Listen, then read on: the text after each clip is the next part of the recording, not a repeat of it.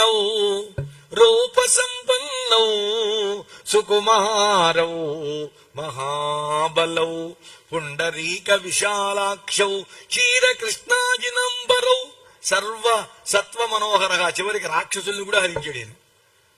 ఫలమూలాసినౌ దాంతౌ తాపసౌ ధర్మచారిణౌ పుత్రౌ దశరథస్యాస్తాం భ్రాతరౌ రామలక్ష్మణౌ.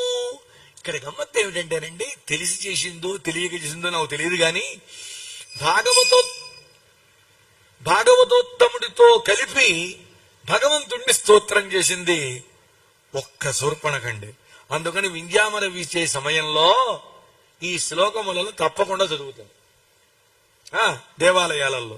అందువల్ల సర్వ ప్రాణుల వాళ్ళు రాక్షసులైనా సరే ఒకసారి చూశారు అంటే వాళ్ళ మనస్సును ఇట్టే ఆకర్షిస్తాడండి. ఎవరు? రామచంద్రుడు.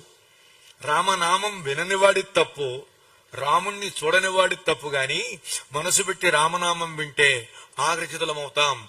ఆ రామచంద్రమూర్తిని దర్శిస్తే ఆకర్షితులమవుతాం. అలా హరించే లక్షణం గలవాడమ్మా రామచంద్రుడు. ఈ మాటనంగానే సీతమ్మకు ఒళ్ళు పొంగిందండి ఆనందంతో. అబ్బా, ఇది కదా ఆమె కావాల్సింది. అంటే ఏంటి? ఆమె మనస్సులో సీతమ్మ పైన ఏ అభిప్రాయం, రాముని పైన ఏ అభిప్రాయం అయితే ఉందో, రాముని గుణాలు ఎలా ఉన్నాయని ఆవిడనుకుందో. చూడండి, రాముని గుణాలు చెప్పడం కాదు, ఆమె భావనలో ఆమెకు తెలిసినటువంటి ఏ తత్వం అయితే ఉందో దాన్ని చెబుతున్నాడు. ఎవరు? హనుమంతుల వారండి. అంతేకాదమ్మా, రూపదాక్షిణ్య సంపన్నగా. అమ్మా, ఏం చెప్పమంటావు? ఎంతటి అందమైన వాడో కదా రామచంద్రుడు. అద్భుతమైనటువంటి సౌందర్యం కలిగిన వాడు. దాక్షిణ్య సంపన్నక. అంతేకాదు, దాక్షిణ్య సంపద గలవాడు, సామర్థ్యం ఉన్నవాడు, దయగలిగిన వాడు. తల్లి, ఇటువంటి తండ్రి రామచంద్రుడు.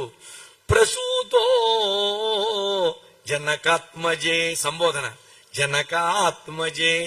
మొన్నేమో వైదేహి అన్నాడు, ఇవాళ ఏమన్నాడండి? జనకాత్మజే. అయిపోయింది. ఇంకా రామ వైభవం చెప్పేస్తున్నాడు.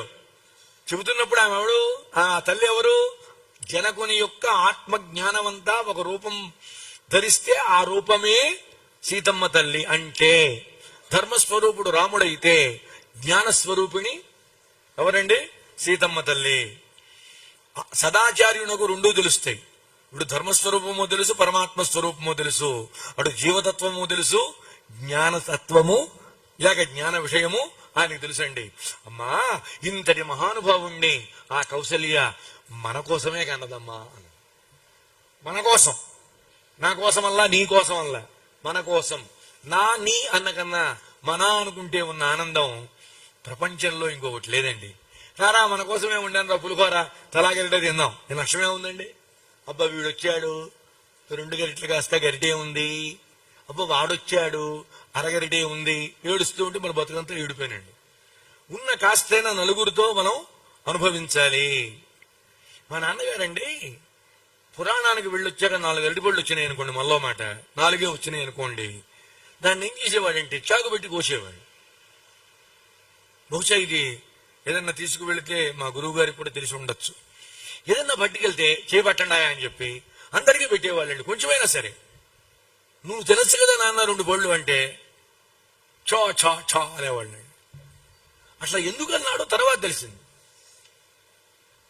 దాచిపెట్టుకుని తిన్నవాట భయంకరమైన మహానరకాల్ని పొందుతట్టండి. చెప్పాడు భరతుడు, ఏదైనా మధుర పదార్థం గనక ఉంటే, మధుర పదార్థం అంటే పండు కావచ్చు, స్వీట్ కావచ్చు, ఏదన్నా కావచ్చు అండి, తానొక్కడే దాచిపెట్టుకు తిన్నవాడు ఏ పాపానికి పోతాడో, ఏ నరకానికి పోతాడో. రాముడు అడవికి వెళ్ళటం ఇష్టమైతే ఆ నరకానికి పోతానమ్మా అన్నాడు. ఇప్పుడు తెలిసిన వాడు ఏం చేస్తాడండి? నలుగురికి పెడతాడా? తానొక్కడే తిని నరకానికి పోతాడా? ఇది రామాయణం వల్ల తెలుస్తుందండి. ఇది గుర్తుపెట్టుకోవాలి మనం. రామాయణం నువ్వు తిని క్షమయా పృథివీ సమహ, ఓ క్షమయా పృథివీ సమపులో భూమితో సమానుడు అన్నాడండి. ఆయన చాలా ఓర్పుగా ఉంటాడు, భూమి కూడా చాలా ఓర్పుగా ఉంటుంది. ఎప్పుడైనా భూదేవి గనక ఓర్పు కొంచెం కొద్ది సెకండ్లు, నిమిషాలు అక్కర్లేదండి, మన బతుక్కి నిమిషాలు ఎందుకు, కొన్ని సెకండ్లు చాలు, ఆ ఓర్పుని పక్కన పెట్టి నా మీద రకరకాల డాన్సులు చేస్తున్నారా మీరు, break dance, shake dance, folk dance, ఆ డాన్సు, ఈ డాన్సు అని చెప్పి తను కూడా జస్ట్ జర్క్ డాన్స్ చేసింది అనుకోండి, సెకండ్లు. మనం స్కేల్ మీద, ఈ స్కేల్ మీద ఎంత భూకంపం, రిక్టర్ ఈ స్కేల్ మీద కొలుచుకోవడమే, చేయగలిగింది ఏం లేదండి. ముందు చెబుతారా, భయపడి చేస్తాం, చెప్పరా ఉండం, రెండు సమస్యలు ఉన్నాయండి. అంటే ఓర్పు గలవాడు రామచంద్రుడు.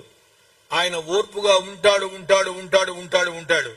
ఆ ఓర్పు గనక దెబ్బతీశారా, ఒక్క భూమి, ఒక్క భూతం పంచభూతాల్లో, ఇప్పుడు అగ్ని వల్ల, వాయువు వల్ల, జలం వల్ల ఎంత ప్రమాదం అయితే వస్తుందో, ఒక్క భూకంపం వల్ల అంతకు 100 రెట్లు ప్రమాదం వస్తుందండి. 100 రెట్లు. ఎవరైనా సరే రాముల వారి ఓర్పుని పరిశీలించి పరీక్షించి దాన్ని గనక పోగొట్టేట్టు చేశారా, ఇక వాళ్ళకి జన్మ అంటూ ఉండదు. రాముడు శాంతమూర్తి. అంటే ఒకవైపు ఓర్పుని చెబుతున్నాడు, భూమితో పోల్చడంతో రాముని విషయంలో జాగ్రత్తగా ఉండవలే అనే విషయాన్ని కూడా చెప్పుకుంటూ వస్తున్నాడు. అంతేకాదు, ఈ భూమి ఎవరండి, రకరకాల విషయాలు వస్తూ ఉంటాయి అంతే. పృథివీ సమహ, ఈ పృథివీ ఎవరు, సాక్షాత్తుగా ఇదిగో సీతమ్మ తల్లి అమ్మగారు. ఏం చేశాడు, వాళ్ళ అమ్మను కూడా స్మరించాడండి. మరి అంత లేదన్నా అమ్మను స్మరిస్తే ఆనందం కలగదండి, ఎవరికైనా కలుగుతుందా, కలగదా? అందువల్ల ఓర్పుతో ఆయన భూమితో సమానమైన వాడు. ఆయన బుద్ధిలో బృహస్పతితో సమానమైన వాడు, దేవగురువు బృహస్పతి. ఆయనతో సమానమైన వాడు లేడండి. ఆయనతో సమానమైనటువంటి వాడు శుక్రాచార్యుడు, అందులో మొహమాటమేం లేదు. శుక్రుడు కూడా గొప్పవాడే. కాకపోతే ఈయన దేవగురువు అయ్యాడు, ఆయన రాక్షస గురువు అయ్యాడు. ఈయన మంచి వైపు ఉన్నాడు, ఆయన చెడు వైపు ఉన్నాడు.